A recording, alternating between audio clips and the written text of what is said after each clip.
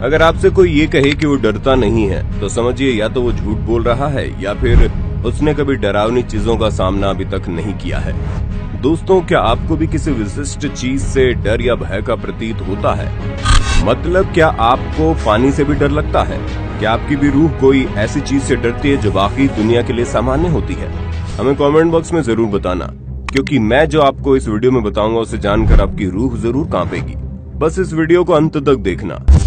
आने वाले कुछ पलों में हम आपको इस डर के पीछे की साइंस को एक सच्ची घटना से समझाने की कोशिश करेंगे, जिसे सुनकर शायद आप भी पहली बार में यूं तो विश्वास नहीं करेंगे, लेकिन इस घटना ने न केवल इतिहास रचा है बल्कि Guinness book of world record में भी अपनी जगह बनाई है। तो चलिए उस घटना से रूबरू होते हैं जिसने प्रकृति को भी झुका दिया था। तो उसके आगे इंसान क्या चीज है? ये सबको पता है कि धरती का 3/4 हिस्सा जल निकायों से लैस है, लेकिन ये नहीं पता कि 80% जल निकायों की खोज आज दुनिया में भी नहीं की गई है। यानी कि आज भी 80% जल निकायों की खोज मानव जाति के नजर के सामने नहीं है। मैं मजाक नहीं कर रहा हूँ, बस कुछ मिनट के इस वीडियो में आपके सारे डाउट क्लियर कर दूंगा। आप सबने टाइटैनिक फिल्म तो देखी होगी, कैसे समंदर के कहर ने इतने बड़े जहाज को भी अपने चंगुल में लपेट लिया और हजारों लोगों की जान चली गई थी। तो जरा सोचिए, यदि कोई इंसान समंदर के तल में ऐसे फंस जाए तो क्या आपको लगता है कि वो जीवित रह सकता है? लेकिन आपको जानकर आश्चर्य होगा कि ये घटना है नाइजीरिया के हैरिसन ओकीन की, जिनके बेबाक साहस, जज्बे और जीने के हौसले के आगे समंदर की विशाल लहरों ने भी घुटने टेक दिए। हैरिसन ओकेन नामक ये व्यक्ति जस्कुन 4 नाम के एक टग बोट पर एक चेफ का काम करता था। टग बोट एक ऐसी पावरफुल बोट होती है जो बंदरगाह से बड़े बड़े शिप को खींचने और उन्हें स्टेबलाइज करने का काम करते हैं। इन टग बोट का इस्तेमाल समंदर में पेट्रोल निकालने के लिए भी किया जाता है। अच्छा, क्या आपको पता है अटलांटिक महासागर के कुल फोर्क गिनी में पेट्रोल जैसे और भी खनिज भारी मात्रा में भरे हैं। इसलिए बड़े बड़े शिप समंदर से ऑयल निकालने का काम करते हैं, जिन्हें स्टेबिलिटी ये टग बोट प्रदान करते हैं। 23 मार्च 2013 को भी नाइजीरियन कोस्ट से 32 किलोमीटर दूर सावरो कंपनी का एक टैंकर, जो एक बड़े से शिप में स्थित था और इसी प्रक्रिया में काम करता था, वो अचानक से अनस्टेबलाइज हो गया और उसे स्टेबलाइज करने के लिए जस्कुन 4 के साथ साथ 2 और टग बोट को भेजा गया। पर जब जस्कुन 4 को एक बोट रस्सी से उस शिप के टैंकर को स्टेबलाइज करने का प्रयत्न कर रही थी, तभी समंदर में अचानक बड़ी बड़ी लहरें उठने लगी और जस्कुन 4 की एक टग बोट ने जब अपना पूरा दमखम लगाकर तभी उस टैंकर को स्टेबलाइज करने की कोशिश भी हुई, लेकिन उस खींचतान में उस टग बोट की रस्सी टूट गई और वो टग बोट समंदर के विशाल लहरों की चपेट में आ गई और उलटकर डूबने लगी। सोचिए वो मंजर क्या होगा जब मौत सामने खड़ी हो। उस वक्त उस टग बोट में कुल 12 लोग मौजूद थे, जो कि उस टग बोट के बेसमेंट में खुद को एक कैबिन में लॉक्ड रखे हुए थे, क्योंकि उस समुद्री क्षेत्र में समुद्री डाकुओं का काफी खतरा होता था। पर ये प्रोटोकॉल उनकी जिंदगी के लिए काफी घातक साबित हुआ, क्योंकि जब टग बोट डूब रही थी तो वो लोग अंदर ही फंसे रह गए। इधर हैरिसन ओकेन जब बोट डूब रही थी तो वे सौभाग्य से अपने कैबिन में नहीं बल्कि बाथरूम में थे, और जैसे ही बोट उल्टी तो हैरिसन ने अपना संतुलन खो दिया और बाथरूम की छत से टकरा गया। जब तक हैरिसन कुछ समझ पाते तब तक पूरे बाथरूम में पानी भर चुका था और बाथरूम का दरवाजा भी पानी के हाई प्रेशर के कारण लॉक्ड हो चुका था। फिर भी हैरिसन ने अपने पूरे दमखम से उस दरवाजे को खोल लिया और एक दूसरे बाथरूम में जाने में सफल रहे, जहां उन्हें सांस लेने के लिए थोड़ी खाली जगह मिल गई, और ये उसने खुद को एक नल के सहारे पानी के लेवल से बचा कर रखा। आगे की घटना तो और भी खतरनाक है। फिर पता है क्या हुआ? तभी टग बोट 100 फीट और नीचे जाकर समुद्री तल से टकरा गई और उस बाथरूम में भी पानी का लेवल धीरे धीरे बढ़ने लगा। ये देखकर हैरिसन ने वहां से निकलने का फैसला लिया और सौभाग्य से उस बाथरूम से इंजीनियर ऑफिस का दरवाजा उसे मिल गया और वो वहां से निकलने में सफल रहे।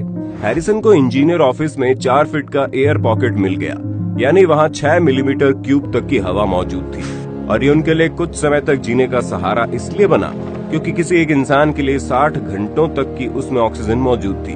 यानी हैरिसन के पास केवल 60 घंटे थे अपने आप को बचाने के लिए, जिसमें वो सिर्फ रेस्क्यू टीम का इंतजार कर सकते थे। और तो और जिस टग बोट में फंसे थे वो सर के बल समुद्री तल से टकरा चुकी थी, जिसकी वजह से पूरी बोट लॉक्ड हो चुकी थी, यानी वो चाहकर भी वहां से बाहर नहीं निकल सकता था। और यदि वो बाहर निकलता भी तो उनके बोट के आसपास मंडरा रही शार्क उसे अपना शिकार बना लेती। इसलिए अब हैरिसन को रेस्क्यू टीम के आने तक जैसे भी खुद को जिंदा रखना था।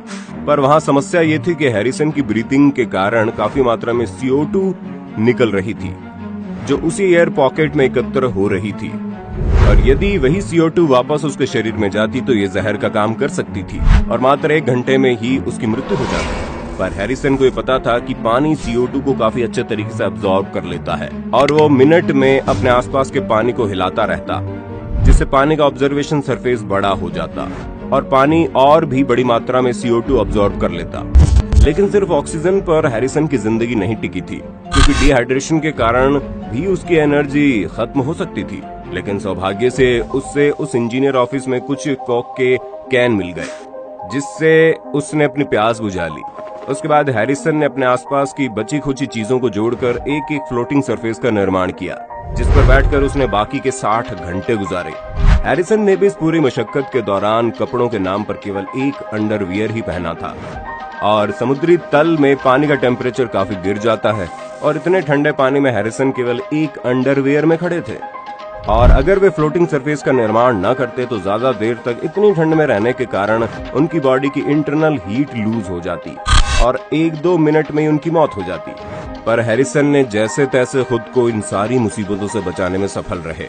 पर अब उनके सामने एक और बड़ी मुसीबत ने दस्तक दी। उनके एयर पिकेट की ऑक्सीजन खत्म हो रही थी और उन्हें सांस लेने में काफी दिक्कत हो रही थी। तभी हैरिसन को इंजीनियर ऑफिस के दरवाजे पर किसी के खटखटाने की आवाज सुनाई दी।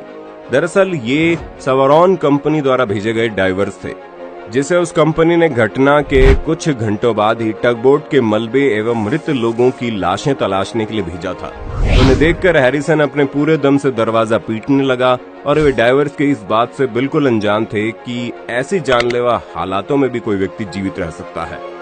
फिर कुछ देर में खटखटाने की आवाज बंद हो गई। हैरिसन को लगा डाइवर्स की टीम वापस जा रही है और ये उसकी जिंदगी का आखिरी पड़ाव है। ठंडे पानी और घनघोर अंधेरे में डूबा हैरिसन अपनी मौत को सामने देखकर रो ही रहा था। तभी उसके आंखों में एक अग्रिम रोशनी पड़ी और फिर उसकी जान में जान आई। दरअसल ये डाइवर था जो मृत व्यक्तियों को खोजते खोजते बोट के मलबे के अंदर आ गया था और अकस्मात से उसी इंजीनियर ऑफिस में आ गया जहां हैरिसन फंसे हुए थे। अब हैरिसन जीने का ये मौका किसी भी कीमत पर नहीं छोड़ सकते थे और उसने पूरे दमखम से उस डाइवर को अपनी मौजूदगी का एहसास करवाने में जुट गए। पर समुद्री तल में इतने गहरे पानी में उस डाइवर को कुछ भी नहीं दिख रहा था और वो मुड़कर वहां से जाने लगा। तभी हैरिसन ने गहरी सांस भरी और अपने पूरे दम से पानी को चीरते हुए उस डाइवर के पास पहुंचा और उसके हाथों को पकड़ लिया, जिससे वो डाइवर पहले तो काफी भयभीत हो गया कि समुद्री तल में जहां उसे केवल मलबे और मृत लाशों की उम्मीद थी, वहां किसी का उसका हाथ पकड़ना काफी डरावना था। पर जब उस डाइवर को विश्वास हो गया कि हैरिसन एक जिंदा व्यक्ति है जिसने अपनी जिंदा रहने के हौसले के बलबूते ही अपनी जान इतनी मुश्किल परिस्थिति में भी कायम रखी थी, तो उसने तुरंत उसे डाइवर ने हेलमेट पहनाया और एक डाइविंग बेल्ट में लपेटकर समुद्र की सतह पर लाया गया। इसके बाद हैरिसन को 10 दिन तक मेडिकल निगरानी में समंदर जैसे आर्टिफिशियल माहौल में रखा गया, क्योंकि इतने लंबे समय तक समंदर के तल में इतने हाई प्रेशर में रहने के बाद यदि उन्हें तुरंत ही नॉर्मल माहौल में लाया जाता तो संभवतः हृदय गति रुकने से उनकी मौत हो सकती थी। रेस्क्यू के ठीक 12 दिन बाद ही हैरिसन को मेडिकल डिस्चार्ज कर दिया गया और वे स्वस्थ होकर घर लौट आए। इस तरह हैरिसन ने अपनी जिंदादिली, अटूट विश्वास और जीने की बेबाक हौसले के दम पर समंदर के घमंड को चकनाचूर कर दिया। पर इस घटना ने हैरिसन के दिलो दिमाग में पानी और समंदर का ऐसा डर बिठा दिया जिसके कारण हैरिसन को काफी डरावने सपने आते और वो कभी दोबारा अपनी जिंदगी में किसी भी जल निकाय जैसे नदी या तालाब के आसपास भी नहीं जा सकते। और इसी तरह हैरिसन ने अपने नाम समुद्री तल में सबसे ज्यादा समय तक बिना किसी डाइविंग इक्विपमेंट्स के रहने का Guinness book of world record बना दिया। पर ये रिकॉर्ड इसे पूरी दुनिया में से कोई भी व्यक्ति नहीं तोड़ना चाहेगा। हम और आप सोचेंगे भी नहीं, है ना?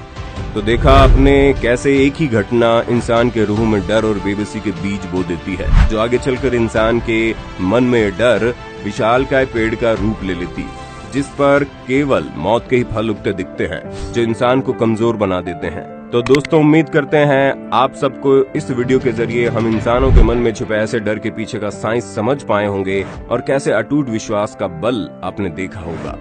पर इंसान कोई बड़ी से बड़ी मुश्किल को पार कर सकता है, ये भी आपको समझ आ गया होगा। अब हम चलते हैं, लेकिन ऐसे ही अद्भुत और अलग वीडियोस के लिए अभी सब्सक्राइब करें हमारा चैनल और नोटिफिकेशन बेल भी ऑन कर लें, ताकि आप सबसे पहले हमारे वीडियो के दर्शक बन पाएं।